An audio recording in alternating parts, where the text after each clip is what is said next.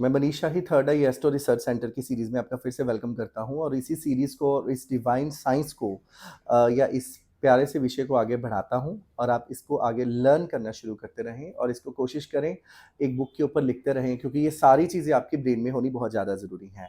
तो जिस प्रकार हमने लास्ट टाइम पढ़ा था, साइंस को पढ़ा था हमने, राशियों को पढ़ा था और 12 राशियों को मात्र हमने ऐसे समझा था कि हमारी 12 की 12 राशियाँ बेसिकली हमारे ज़ोडिएक का एक एड्रेस होती है। मतलब हमारा जो ब्रह्मांड है, ब्रह्मांड मतलब ब्रह्मा जी द्वारा अंडाकार शेप में बनाई गई जो सृष्टि है, वो बेसिकली 30-30-30-30 डिग्री में डिवाइड है और उसके अकॉर्डिंग ही हमारे पास मात्र एक आसमान का एड्रेस आता है, या आम सी भाषा में कहा जाए कि हमारी जो लग्न कुंडली होती है, वो एक इस प्रकार उसको बनाया गया है कि हमारे जन्म के समय का एक जो हमारे आसमान का स्क्रीनशॉट है, वो बनाया जाता है। लेकिन इस विषय को लेकर हमारे मन में अथाह प्रश्न हैं, बहुत सारी मिसकंसेप्शंस हैं और इस विषय को लेकर मेरी कोशिश रहेगी अपनी पूरी लाइफ में मैंने जितना इस विषय को लेकर एक्सपीरियंस किया है, वो आप सभी के साथ शेयर करें।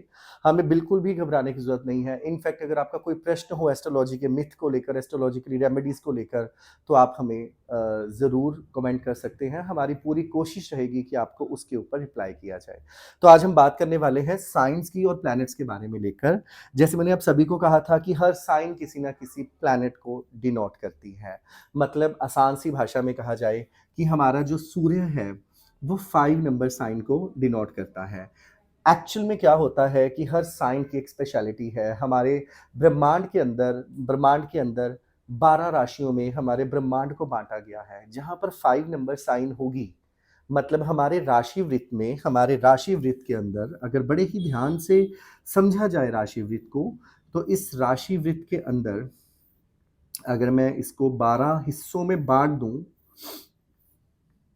तो ये जो हमारा पहला राशि वृत्त है 0 डिग्री से लेकर 30 डिग्री तक, 30 से लेकर 60 तक, 60 से लेकर 90 तक, 90 से लेके 120 तक, 120 से लेकर 150 तक, मतलब मेष राशि, वृष राशि, मिथुन राशि, कर्क राशि और सिंह राशि। मतलब ये वाला जो एरिया है, इसको आम सी भाषा में कहा जाए कि सूर्य के जो ट्रेट्स हैं, वो बेसिकली लियो साइन से मिलते-जुलते हैं। अगर लियो साइन की बात की जाए, लियो साइन सिंह को रिप्रेजेंट करती है। जिस प्रकार शेर में किंग स्टाइल क्वालिटीज़ होती हैं, इसी प्रकार हमारे सूर्य के अंदर भी सेम क्वालिटीज़ होती हैं, या आम सी भाषा में कहा जाए तो ये उसकी फ़ेवरेट एरिया है। तो हमारा जो सन है या कोई भी प्लैनेट्स हैं, बेसिकली हमारे ज़ोडिएक के अंदर अलग-अलग साइन्स में भ्रमण करते हैं, जिसे हम संक्रांति जैसे शब्द के साथ लिंक करते हैं। संक्रांति मीन्स सूर्य द्वारा ली गई क्रांति, मतलब जब सूर्य हर महीने राशि बदलता है। ऐसे ही हमारा हर प्लैनेट की हर साइन के अंदर एक ड्यूरेशन रहती है। कुछ प्लैनेट फास्ट मूविंग होते हैं, कुछ प्लैनेट स्लो मूविंग होते हैं, कुछ प्लैनेट तामसिक होते हैं, कुछ राजसिक होते हैं, कुछ अर्थ एलिमेंट के होते हैं, कुछ वाटर एलिमेंट के होते हैं। हमें अपने राशियों के अकॉर्डिंग, अपनी-अपनी चीज़ों के अकॉर्डिंग हमारे अंदर किसी ग्रहों के किसी चीज़ों की प्रधानता कम या ज़्यादा होती है। और आप सभी को ये एक बहुत बड़ा मैसेज है कि कभी भी किसी भी प्लैनेट के एट्रिब्यूट्स जो आपके अंदर होते हैं, आपको कोशिश करनी है उन चीज़ों को दबाने की कोशिश मत करें। हमारे अंदर हर प्लैनेट की अति, नीति या क्षति रहती है। आम सी भाषा में कहा जाए, कोई भी प्लैनेट एक्सेसिवली स्ट्रॉन्ग, वीक या कमज़ोर हो सकते हैं।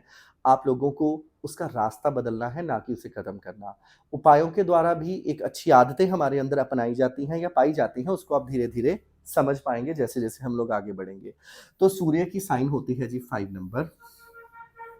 इसी प्रकार जैसे मैंने आपको बताया था, 5 नंबर का मतलब है, अगर हम किसी भी इंसान के बारे में, उसके हॉरोस्कोप के बारे में बात करें, या मान लीजिए अगर कोई इंसान पैदा हुआ है, तो आपको ये बात तो समझ आ गई होगी, ये असेंडिंग साइन है। मान लीजिए कोई इंसान पैदा हुआ तुला राशि में, तो इस राशि में 12 हिस्से हैं। जब इंसान का इस नेटिव का जन्म हुआ, तो अर्थ का जो फेस है वो 7 नंबर साइन की तरफ था। तो हमने 7 नंबर से ही इसको स्टार्ट किया है।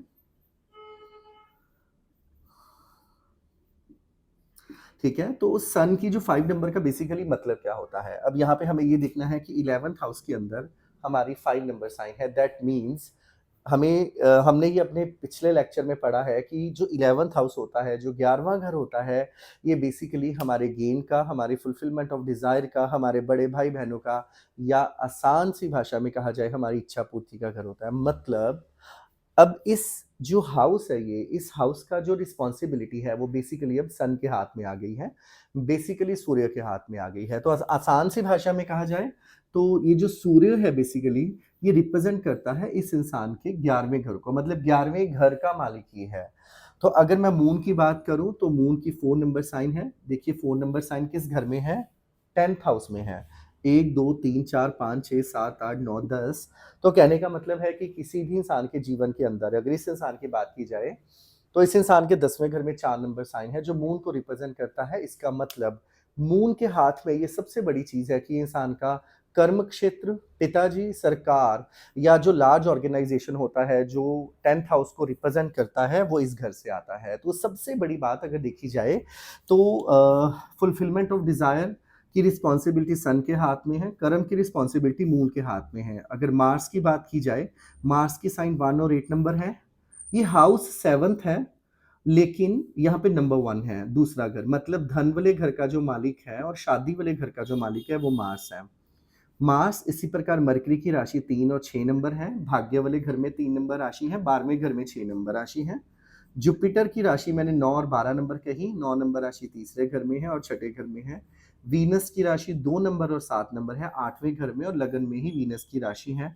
सैटर्न की राशि 10 और 11 नंबर है इस घर में और इस घर में, मतलब चौथा घर माता भूमि वाहन सुख और पांचवा घर से। इसका मतलब हमारे हाउसेज फिक्स्ड हैं, जहां पर आपकी आकर आपको एक बहुत बड़ी कंफ्यूजन हो सकती है। हाउसेज फिक्स्ड है लेकिन प्लान उस घर में जो भी राशि होगी वो राशि जिस प्लैनेट को डिनोट करती है वही उस घर के लिए रिस्पॉन्सिबल होता है। और अगर वो प्लैनेट अच्छा होगा तो आपको उस घर के फल अच्छे मिलेंगे, अगर वो प्लैनेट बुरा होगा तो उस घर के बुरे फल मिलेंगे। अभी हम बहुत ही स्टार्टिंग की स्टेज पर हैं, इस सीरीज को हम बहुत आगे बढ़ाते रहेंगे। आपको कोई कंफ्यूजन हो तो आप हमें कमेंट कर सकते हैं, हम कोशिश पूरी करेंगे आपको इस बात का आंसर दें। और सबसे बड़ी बात आपको कहूँ कि आप एक रजिस्टर लगाइए, उसमें ये चीज़ें लिखते रहिए, एग्जाम्पल्स बनाते रहिए। और अगर आप हमारे किसी भी तरीके के प्रोफेशनल कोर्स के बारे में कुछ भी जानकारी लेना चाहते हैं तो आप हमें दिए गए नंबर पर कॉन्टैक्ट ज़रूर करिए, तो हम आपको कोशिश करेंगे उसमें आपके साथ लिंक में रहें। हमारे ढेरों प्रोफेशनल क्लासेस, डेमो, सेशंस बहुत चलते रहते हैं जो कि मॉर्निंग से लेकर इवनिंग तक चलते हैं। तो आपके मन में किसी भी तरीके की क्वेरी हो आप हमसे क्वेश्चन पूछ सकते हैं।